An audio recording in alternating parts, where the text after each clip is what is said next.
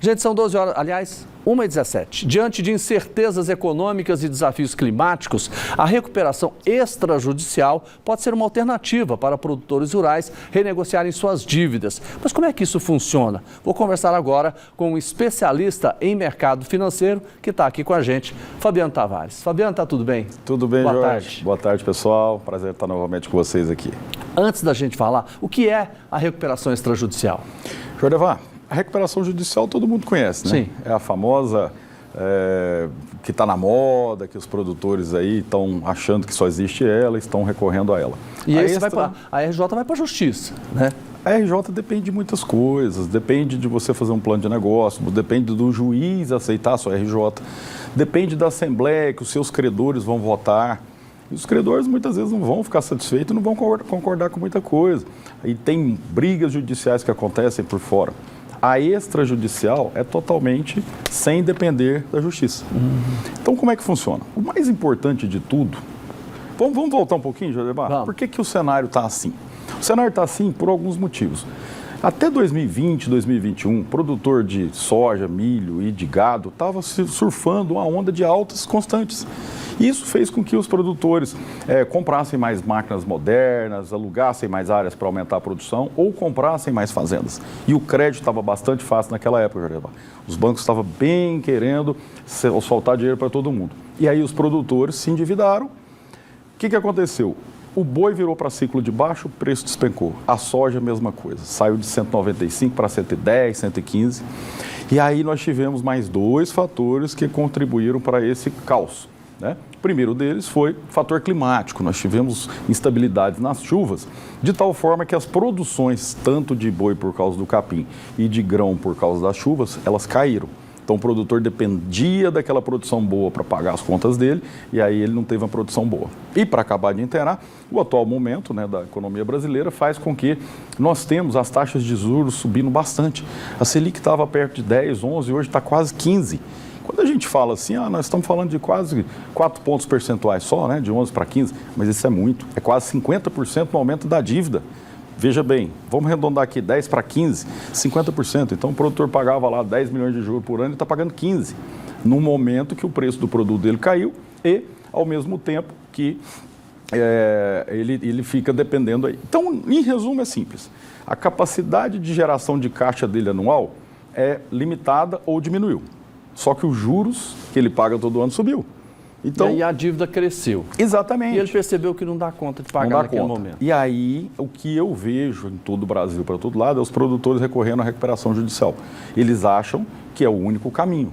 E não é o único caminho e não, talvez, em muitos casos, não é o melhor caminho. Ou talvez a maioria dos casos não é o melhor caminho. Porque a recuperação judicial é um remédio que existe na lei brasileira, mas ele é muito amargo, Jodevar. Muito amargo. A gente sabe como é que entra. Como que sai, não sabe. Existem vários casos que a gente entende, né, que a gente percebe no mercado que os produtores, enfim, saíram bem pior do que entraram. E aí, se ele optar, por exemplo, para a recuperação extrajudicial, como é que ela funciona? Recuperação extrajudicial é composta da seguinte forma. O produtor tem que procurar uma empresa que está no mercado e que tem o know-how disso, tá? Então, existem algumas empresas de consultoria, existem algumas famosas no mercado, a Price, né, que é uma empresa, uma multinacional. Existe a Beyond Car, que é a empresa que eu associei a eles. Nós estamos fazendo um trabalho já, Jorge Val, no mercado. Pode falar o nome da empresa. A Beyond Car. Né? Quem não entender direito os Y no meio do nome, entra no Agro Rentável, nosso programa no Instagram, ou no meu Instagram, Fabiano Tavares, número 0, e manda uma pergunta lá que eu vou te responder e te passo os caminhos certinho. Mas, de maneira geral, Jorge, é o seguinte, o que a gente precisa, primeiramente? Entender e fazer um diagnóstico da fazenda do produtor para saber qual que é o tamanho da geração de caixa, qual que é o tamanho do custo da dívida e qual que é o tamanho do patrimônio dele. Então, são 3 números fundamentais. A gente vai sempre, né, num caso desse, vai entender que o custo da dívida é maior do que a geração de caixa. Ou seja, ele está, de repente, pagando 10 milhões por ano e está gerando 7. Por isso que ele está nessa situação. Então, o que a gente tem que fazer? Primeira coisa, desalavancar esse produtor se for possível. Vender fazenda, vender máquina. Poxa, Fabiano, mas a gente não consegue vender fazenda em 10 dias e receber com 20. Normalmente, vendas de fazenda são coisas que demoram, às vezes, 6 meses, 1 ano, 2, 3 para receber. Como é que o banco fica lá na questão do juro? E aí que está o ponto. Se você tem uma empresa especializada no assunto, o que ela vai fazer? Ela vai chamar os bancos e vai negociar com os bancos, de uma forma sem necessidade da justiça. O que a gente tem de vantagem com isso? Os bancos hoje estão com as portas abertas para fazer essa negociação. Todos eles querem. Tá? Eu tenho tido contato com os maiores bancos, né, no Brasil inteiro, e todos eles querem. Pelo contrário, eles estão me recomendando para fazer esse trabalho com os produtores. Por quê? Porque na recuperação judicial, como eu citei, todo mundo sabe como que entra, ninguém sabe como que sai.